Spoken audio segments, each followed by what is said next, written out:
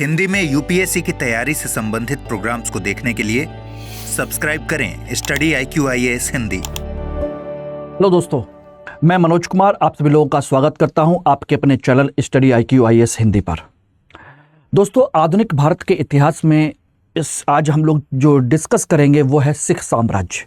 यानी पिछली क्लास में हम लोगों ने चर्चा की थी मराठा साम्राज्य के संदर्भ में, और आज हम इसमें बात करेंगे सिख साम्राज्य को लेकर के। और इसमें भी हम जैसे मराठों को मैंने विस्तृत तौर पर चर्चा किया था, उसी तरीके से सिख साम्राज्य को भी हम प्रॉपर तरीके से डिटेल में डिस्कस करेंगे, जिससे कि आप लोगों का कहीं पर भी कोई भी क्वेश्चन बचना नहीं चाहिए, चाहे वो प्रारंभिक परीक्षा का हो या मुख्य परीक्षा का। ठीक है ना?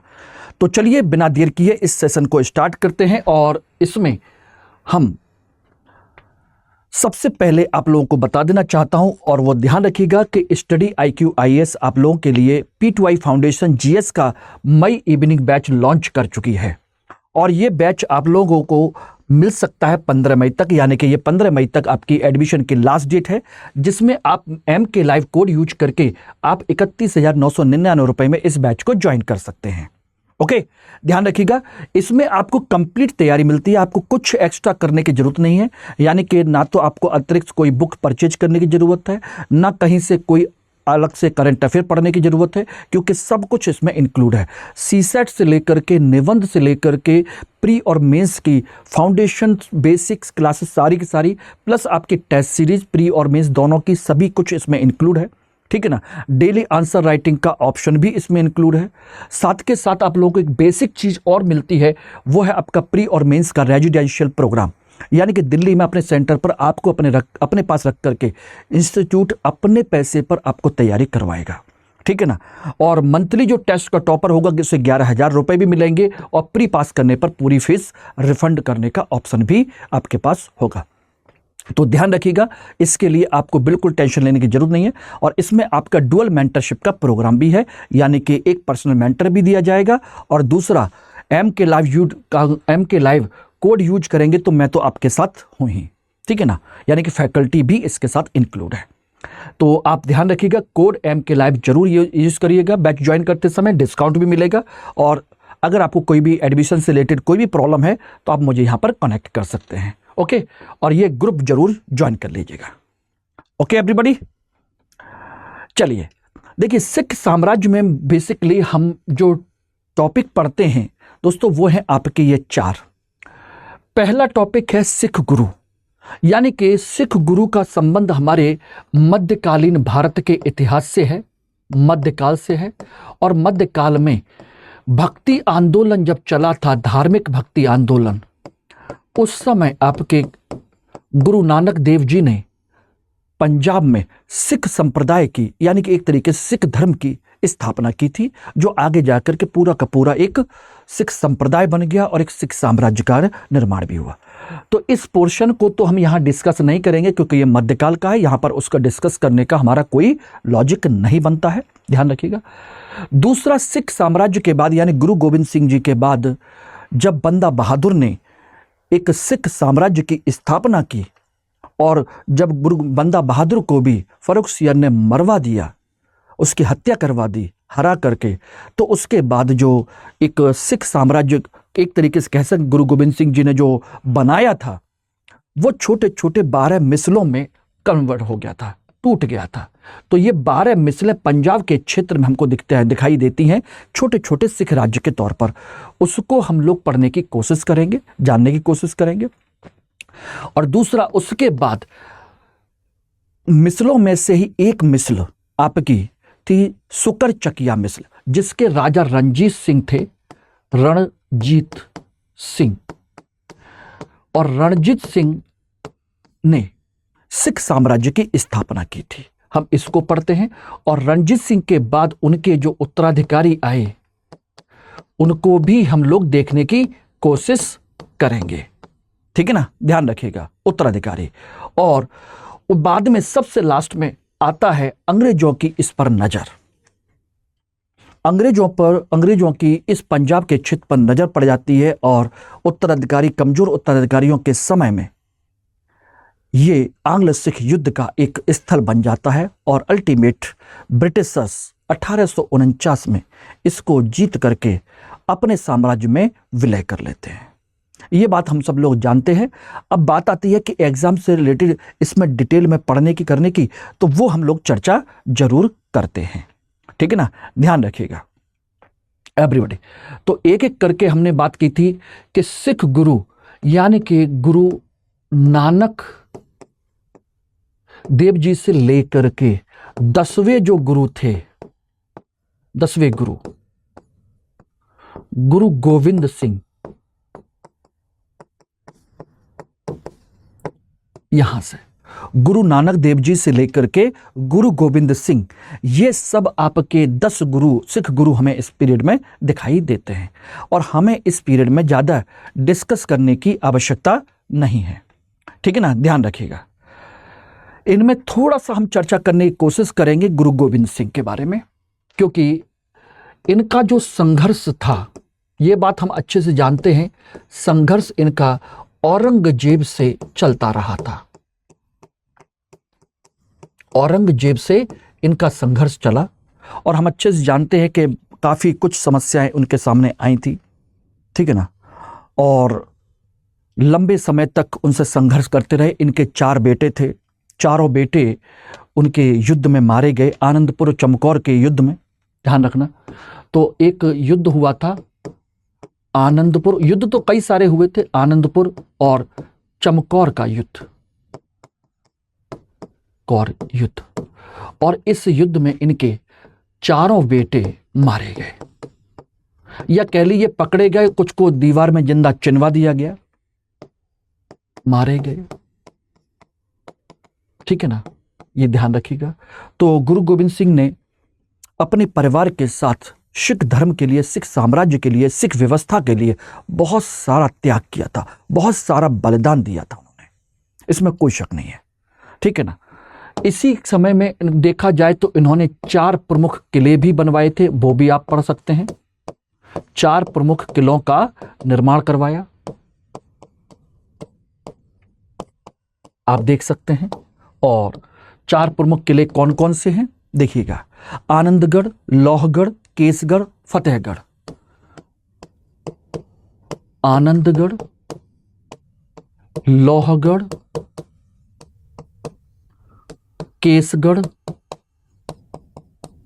और फतेहगढ़। फतेहगढ़, ये 4 है। और इनमें से आप एक को तो बहुत अच्छे से जानते ही होंगे, जो केसगढ़ है।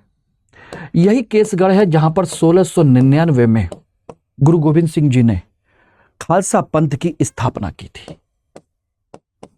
खालसा पंथ की स्थापना की, एक लड़ाकू योद्धा के तौर पर एक विंग बनाया और वहीं से एक लड़ाकू वर्ग यहां से तैयार हुआ, ठीक है ना।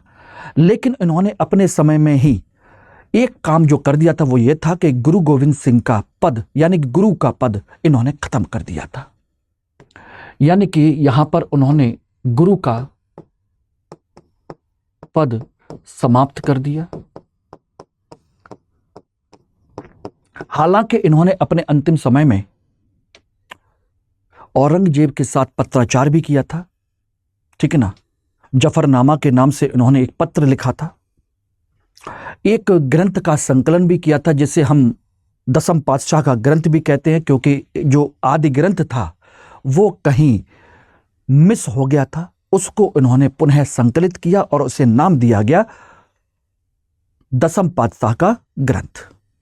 और इनकी जो कहा जाए कि आंध्र प्रदेश का नांदेड़ जो इलाका है, नांदेड़ आंध्र प्रदेश का महाराष्ट्र का बॉर्डर का इलाका पड़ता है, वहीं पर इनकी एक पठान ने हत्या कर दी, हत्या की, ठीक है ना।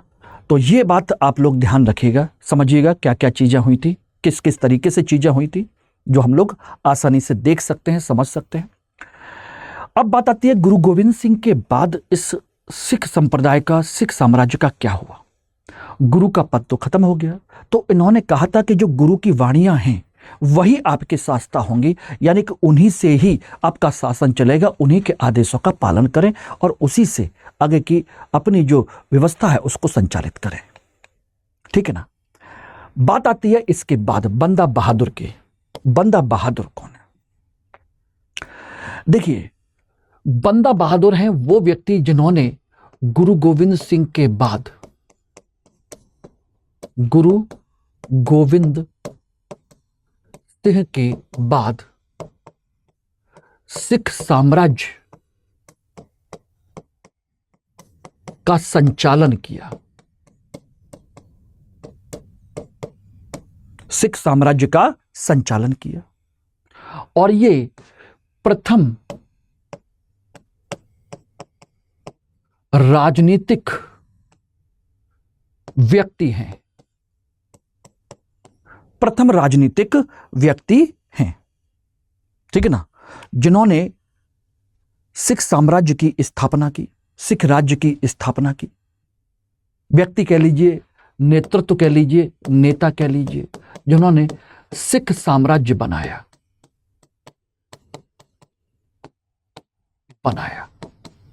उससे पहले धार्मिक और राजनीतिक दोनों का मिक्सअप चलता था। बेसिकली बंदा बहादुर थे कौन? बंदा बहादुर का जो बचपन का नाम है वो था लक्ष्मण दास। लक्ष्मण दास, लेकिन बाद में इन्होंने संन्यास लिया तो ये बन गए माधव दास बैरागी। दास बैरागी बने, ठीक है ना। और इनकी मुलाकात हुई नांदेड़ में ही, मुलाकात गुरु गोविंद सिंह जी से। गुरु गोविंद सिंह से इनकी मुलाकात हुई नांदेड़ में, और नांदेड़ में ही उन्होंने इन्हें गुरु का बंदा कहा, इसलिए इन्हें बंदा बहादुर कहा जाने लगा।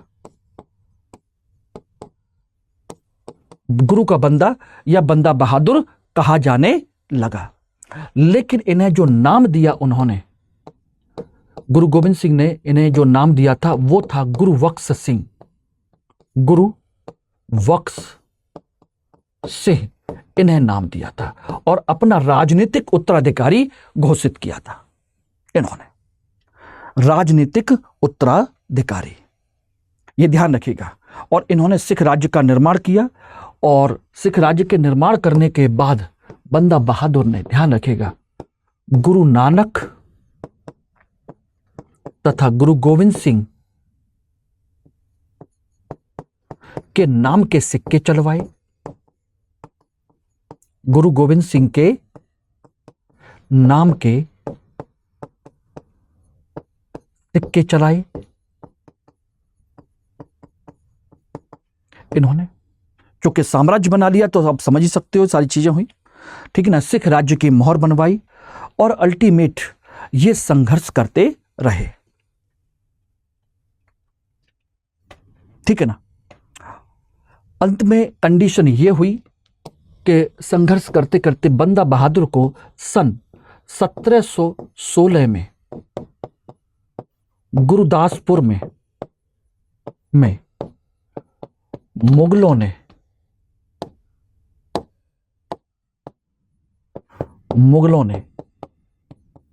घेरा और मार दिया, इनकी हत्या कर दी, ठीक है ना, 1700 में। और उस समय मुगल बादशाह था फर्रुखशियर, ये रहा। तो इस तरीके 1716 में ये सारी व्यवस्था खत्म हो गई, ठीक, ध्यान रखिएगा। और इसके बाद स्थिति क्या आई कि स्थिति ये हो गई कि सिख मिसलों का कंसेप्ट तो आया ही आया, लेकिन जब बंदा बहादुर के बाद में, बंदा बहादुर के बाद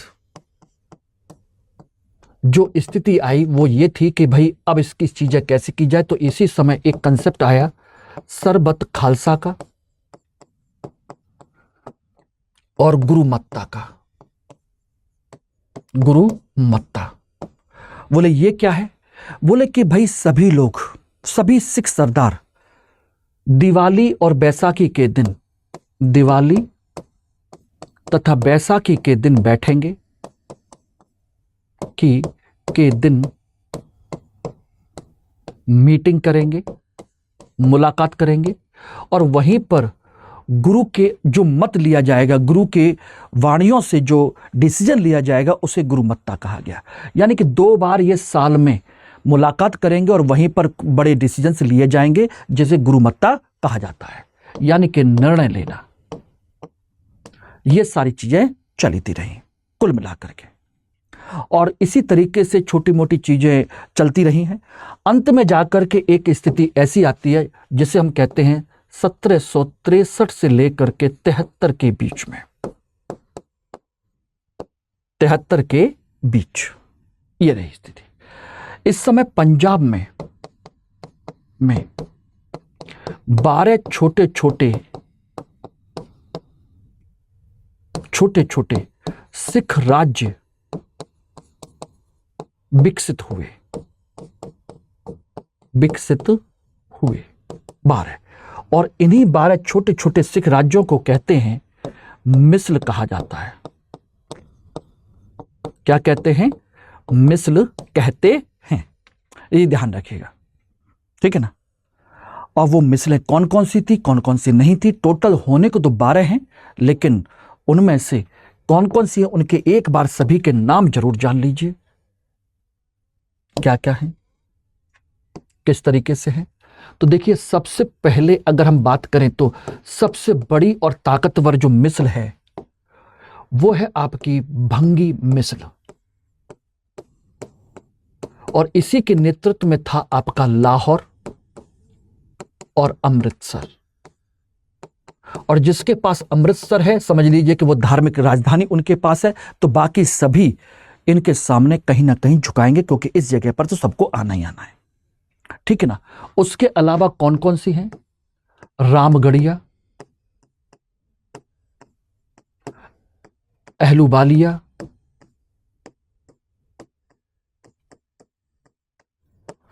फलकिया,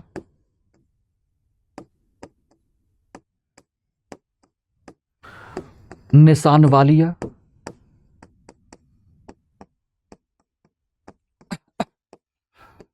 नक्कई, ठीक है ना। 7वां फिरोजपुरिया,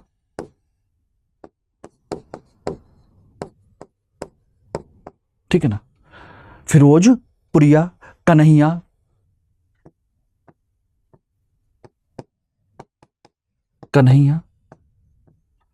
कौमा आपकी डलेवालिया, धन्नई,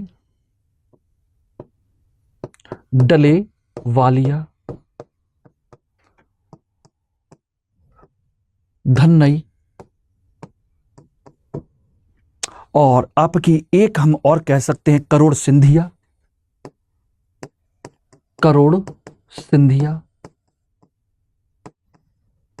और 12वीं आपकी कहते हैं सुकर चकिया। तो ये कुल मिलाकर के 12 अलग अलग क्षेत्रों में अलग अलग मिसल हैं, इनके नेता हैं अलग अलग जो इसको संचालित करते हैं, और सब मिलकर के एक सिख साम्राज्य बना रखा है। लेकिन सबकी आपस में कहीं ना कहीं संघर्ष भी है, ठीक है ना। ऐसा नहीं है कि ये सब मिलकर के रह रहे हो, नहीं, आपस में इनका संघर्ष भी शुरू हो चुका है, ये ध्यान रखिएगा। ओके एवरीबॉडी, इनमें देखिए भंगी, अहलूवालिया, सुकरचकिया, कन्हैया और नक्कई ये ज्यादा ताकतवर है, ज्यादा विशाल है। तो भंगी मिसल है, अहलूवालिया है, सुकरचकिया है, ठीक है ना, इवन आपकी नक्कई है ये वाली 4, और एक है आपकी कहा जाए तो अहलूवालिया, 1 2 3 4 5, हाँ 4, ठीक, और ये कन्हैया, टोटल मिलाकर के ये 5 है जो सबसे ज्यादा ताकतवर हैं। और सुकरचकिया मिसल के ही जो लीडर हैं, नेतृत्व करता है, उनका नाम है महासिंह, और इन्हीं के पुत्र हैं रणजीत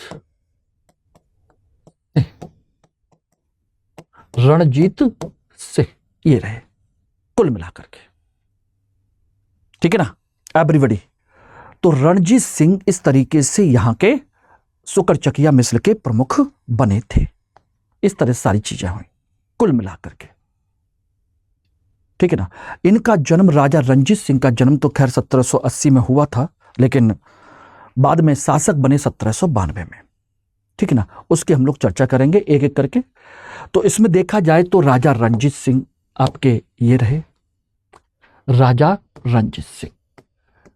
इनका जन्म हुआ 1780 में सुकरचकिया मिश्र के प्रमुख महासिंह के घर में, ठीक है ना।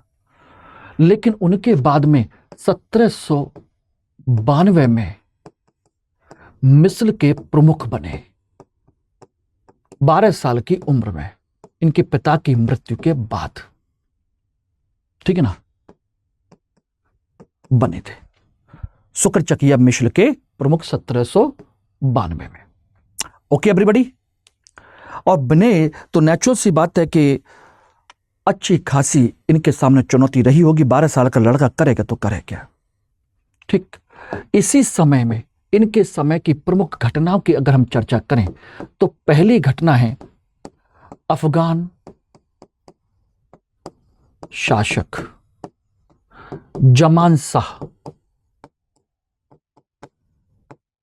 जमान शाह अब्दाली के परिवार का व्यक्ति है, ठीक है ना। अफगान शासक जमान शाह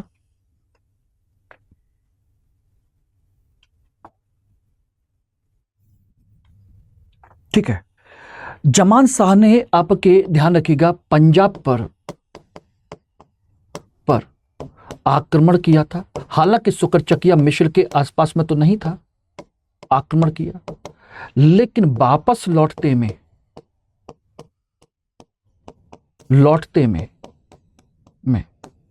इसकी 12 तोपें चेनाब नदी में गिर गई, नदी में गिरी, जिससे इनको वापस भिजवाया रणजीत सिंह ने।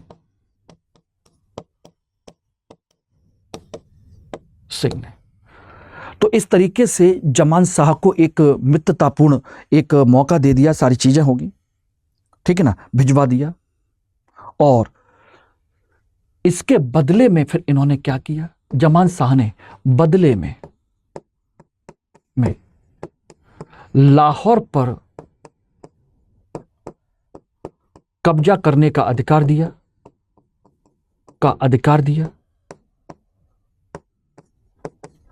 और उन्हें सूबेदार माना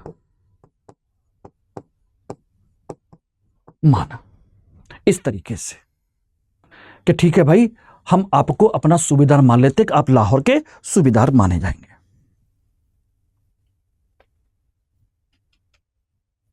ठीक है ना। और इस तरीके से इनकी विजय यात्रा शुरू होती है। यहां से 1799 में राजा रणजीत सिंह ने लाहौर को जीता।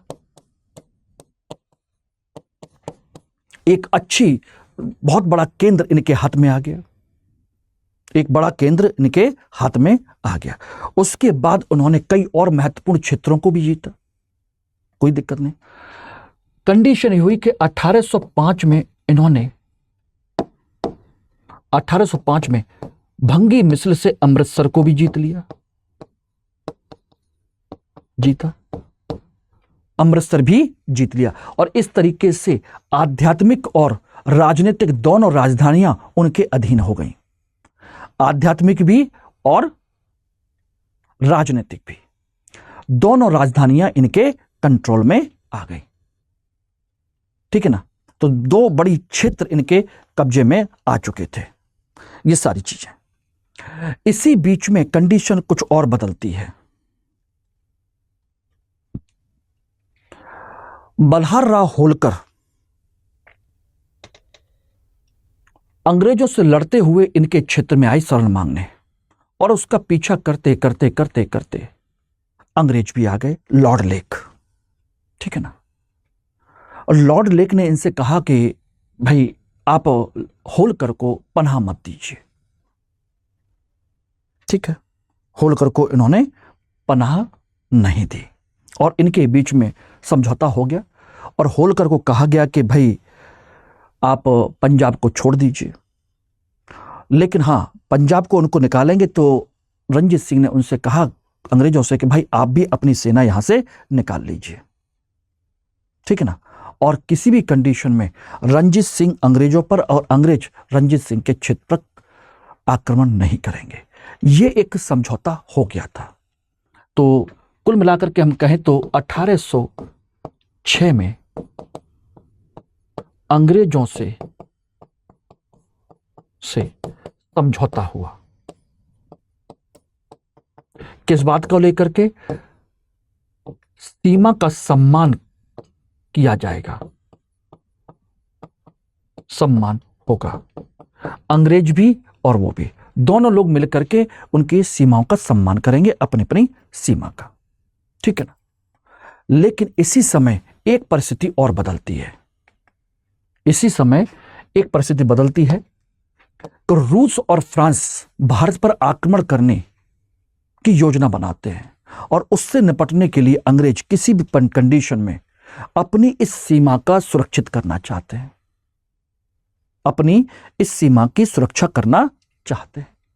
इसी बात को लेकर के दोनों में तनाव उत्पन्न होता है और डर की वजह से राजा रंजीत सिंह उन 1809 में अमृतसर की संधि कर लेते हैं। 1809 में अमृतसर की संधि, डर की वजह से युद्ध नहीं करते अंग्रेजों से। ठीक है ना। और इसमें संधि में यह प्रावधान दे दिया गया कि सतलज नदी दोनों राज्यों की सीमा मानी जाएगी। सतलज नदी दोनों की सीमा मानी जाएगी।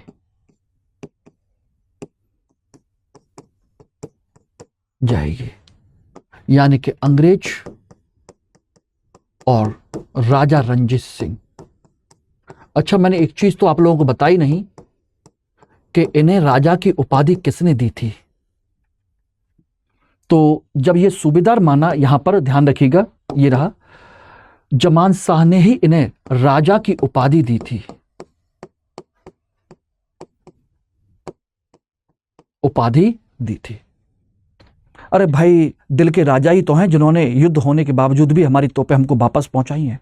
तो ठीक है भाई, लाहौर कब्जे में ले लो और हमारे सूबेदार के नाम से शासन करना, हम तुम्हें राजा की उपाधि दे देते हैं। इस तरीके से ये सारी चीजें हुई थी। और उसके बाद ये एक अपमानजनक संधि है जो कि एक अच्छे स्वतंत्र शासक को नहीं करना चाहिए था, लेकिन राजा रंजीत सिंह कहीं ना कहीं थोड़े कमजोर पड़े, डर गए और उन्होंने एक तरीके से डर के मारे जल्दीबाजी में ये संधि कर ली। खैर, कोई भी हो, उसके बाद भी इनकी परंपरा चलती रही। 1813 में राजा रंजीत सिंह ने अफगानिस्तान में शाह शुजा का समर्थन किया।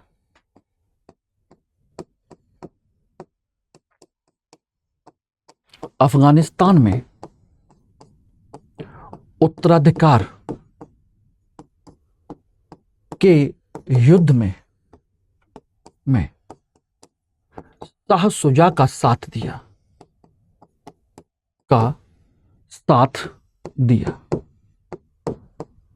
ठीक है ना, शाह शुजा का साथ दिया और बदले में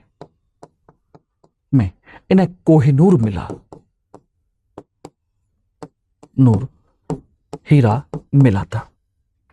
बदले में इन्हें कोहिनूर हीरा दिया गया कुल मिलाकर के।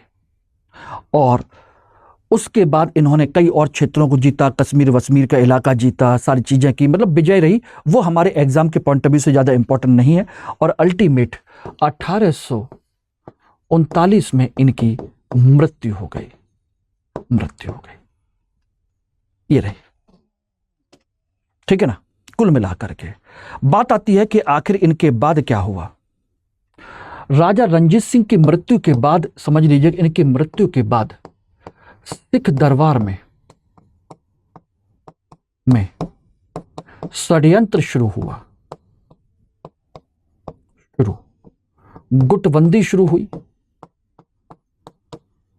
शुरू, मतलब इतना बड़ा साम्राज्य खड़ा किया, सारी चीजें की, और उसके बाद सोचिएगा कि क्या इन्होंने, इन लोगों ने सिला दिया है। गुटबंदी यह शुरू हुई कि दो गुट बने, एक बना डोगरा गुट, डोगरा गुट जो कि सेना का है, और एक गुट बना दूसरा सिंधन वालिया गुट, सिंधन वालिया गुट जो कि प्रशासनिक अधिकारियों का है, प्रशासनिक अधिकारी, यानी कि दरबार में रहने वाले प्रशासनिक अधिकारी और सेना में रहने वाले डोगरा सरदार्स, इनके बीच में संघर्ष हुआ। दोनों अपना अपना प्रभुत्व चाहते, दोनों अपने अपने स्तर पर ये चाहते कि उनके पसंद का उत्तराधिकारी शासक बने, और इसीलिए इन दोनों के संघर्ष की वजह से इनके जो उत्तराधिकारी आए वो निम्नलिखित उत्तराधिकारी बने। पहला उत्तराधिकारी जो बना राजा रणजीत सिंह के बाद, उनका नाम था खड़क सिंह, खड़क सिंह। सोचिए, इनकी हत्या कर दी गई। खड़क सिंह के बाद दूसरे आए आपके नौनिहाल सिंह, नौनिहाल सिंह, इनकी दूसरे गुट ने हत्या कर दी। उसके बाद आए तीसरे शेर सिंह, इसकी भी दूसरे गुट ने हत्या कर दी। और अंत में चौथे नंबर पर आए आपके, और जो इनके अंतिम राजा हैं, राजा दिलीप सिंह, दिलीप सिंह।